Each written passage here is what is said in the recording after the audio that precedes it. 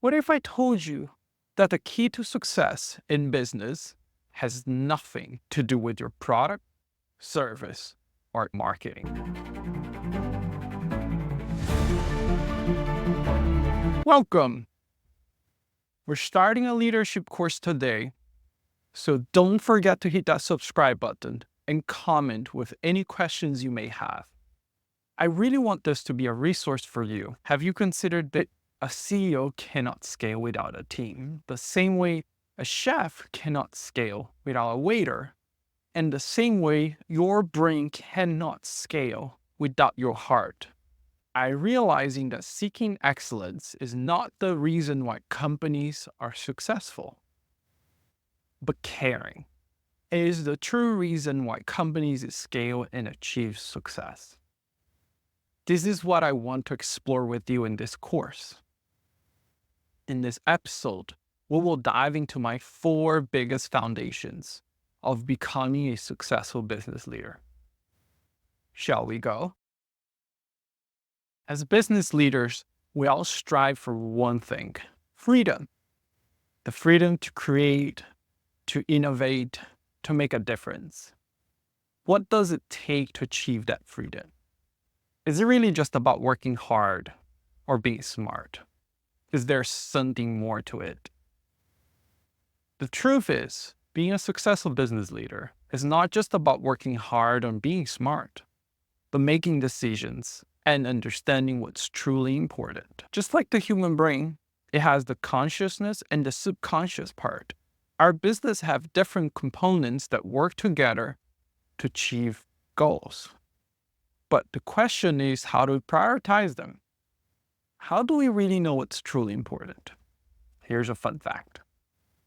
Did you know that in some studies have shown that in order to increase taxable income, it is better to reduce and simplify the tax code instead of increasing tax rates? It's kind of counterintuitive, right? The key to achieving true freedom as a business leader is to understand the interconnectedness of all things.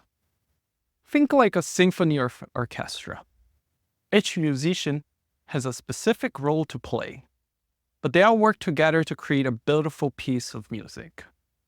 If one musician is out of tune, the entire team suffers.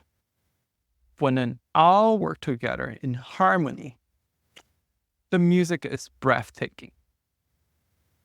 The challenge is that we often get caught up in the day-to-day tasks, the urgent and important, and we forget to look at the bigger picture. We forget that every decision we make, every action we take, has a ripple effect on the entire organization. In the same way, our business are like a symphony orchestra. Every department, every team, and every individual has a specific role to play. But when we understand how they all work together, that's when we understand the interconnectedness of all things, and we can create truly something beautiful. So here's my food for thought. Wisdom is often found within us. For instance, who are you? Are you your brain, your heart, or your body?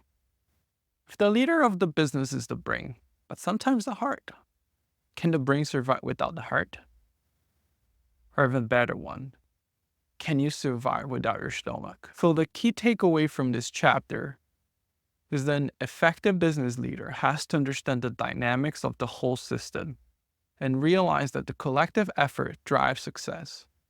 Spend time figuring out the collective is the number one task before going to any business. Are you ready for number 2? Being a successful business leader requires more than just individual effort. It requires a support system that can help us navigate challenges, provide us with guidance and resources we need to succeed. I like to use 3 pillars. I call it a sponsor, a mentor, and a coach. A sponsor is someone that believes in us, has experience and expertise of an industry, and is willing to provide us with the resources and connection that we need to get started. Think like an investor, a river guide, a board member. A mentor is someone who has the experience of the CEO, the leadership role, and is willing to share their knowledge and advice with us. They could be seasoned entrepreneurs, a friend, or just someone that you really look up to. A coach is someone that helps us with details and strategies we need to succeed. Someone that will be helping you on your day-to-day activities, guide you to best practices like pricing, go-to-market, talent retention, or even preparing to board meetings. Think like a business coach, a fractional C-level, or even a business partner. You have to really understand how these three pillars will support you and who are the best players to really build the support system. So here's a food for thought. Wisdom is always found within us. For instance, who's the blood? Who's the heart? And who are the hands? A sponsor will help you overcome milestones, like blood travels through all different systems. A mentor is a friend when you take his word at heart. And a coach is a consultant that likes to have hands-on approach. So here's my suggestion. Think about the sponsors being your investors and your board. They will support you in your business with capital. They will open doors in exchange for equity. They will grow. You will grow. Think about your mentor being a person who's not part of your business, like your mom. They will not be around every day of your life. They just want to see you succeed. The coach is your business partner. They will be with you constantly and provide you with their support. So the key takeaway from this chapter is an effective business leader has to understand the journey is about self-growth and that traveling the road is lonely. But you're not alone. Go out there and ask everyone who's successful if they had or wish they had a sponsor, a mentor, and a coach. Being a successful business leader requires more than just individual effort. It requires deep understanding of ourselves, our strengths, and our weaknesses. What happens when our egos get in the way of effective leadership? Here's a fun fact. According to a survey conducted by Harvard Business Review, over 70% of startups fail are because of issues with the team, such as poor management, lack of clear roles. The data suggests that the issues with the team are often caused by poor leadership rather than external factors. So what's the root cause for poor leadership? In many cases, it's our ego. We are taught to focus on our strengths and delegate tasks that we don't understand. But true leadership is about being comfortable with the uncomfortable.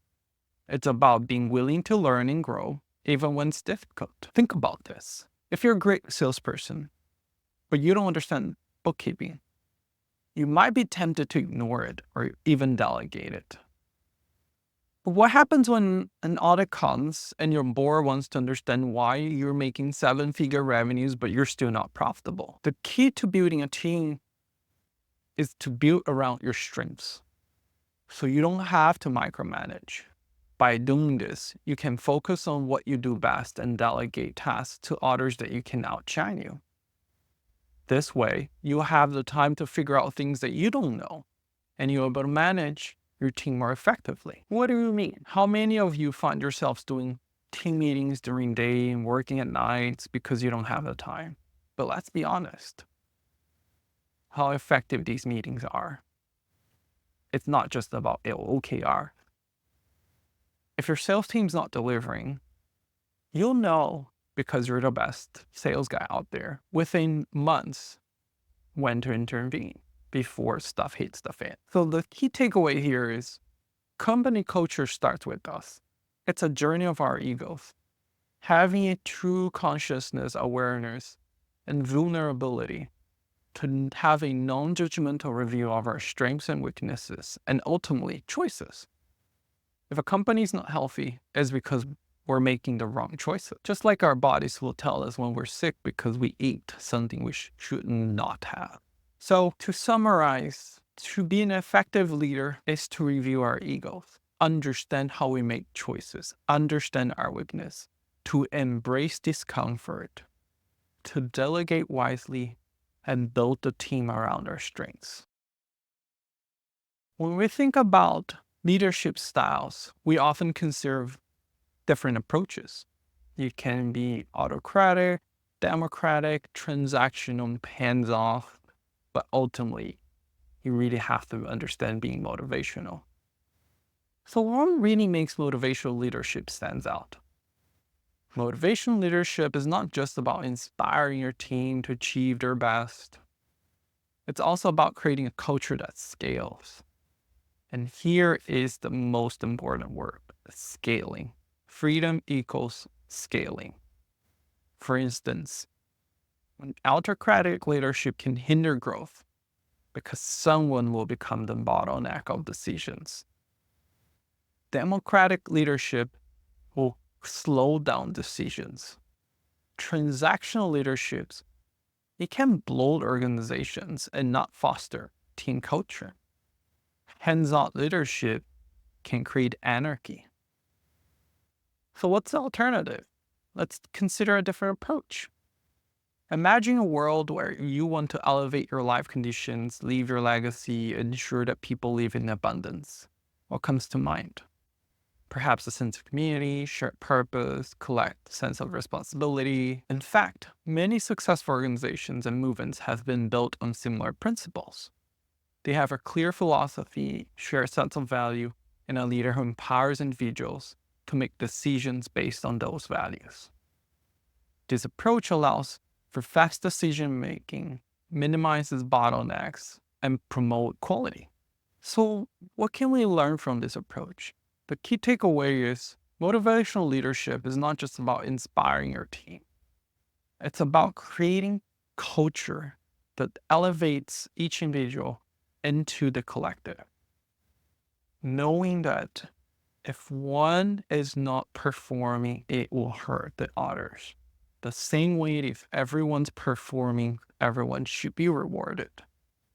By allowing everyone to be accountable for everyone, sharing the rewards will create a sense of pride and loyalty. In this way, you will not create a bottleneck in your organization. So motivational leadership becomes the only way to achieve true success and really create an everlasting legacy. Here's our final thoughts. There are 4 principles for effective leadership. We explored. The first one is interconnectedness of all things. The second one is build a support system. The third one is overcome your ego, understand how you make choices. And the fourth one is how do you create a motivational culture. We learned that effective leadership is about achieving and scale, which can achieve your freedom, which ultimately will achieve success. We discussed the importance of building a team around your strengths, delegating it wisely, and creating a company culture that elevates each individual into the collective. By embracing these 4 principles, you can unlock your full potential as a leader and create a business that truly makes a difference. Remember, leadership is a journey, not a destination, as corny as that might sound. It's about continuously learning, growth, and self-improvement. Thank you for joining me on this journey. We close our first episode. We'll be releasing more episodes, and I look forward to sharing more insights and ideas with you in the future. Please, if you have questions, throw us a comment. If you liked, share with someone that you believe will get inspired by this. And lastly, let's lead with purpose, manage with wisdom, and build your legacy.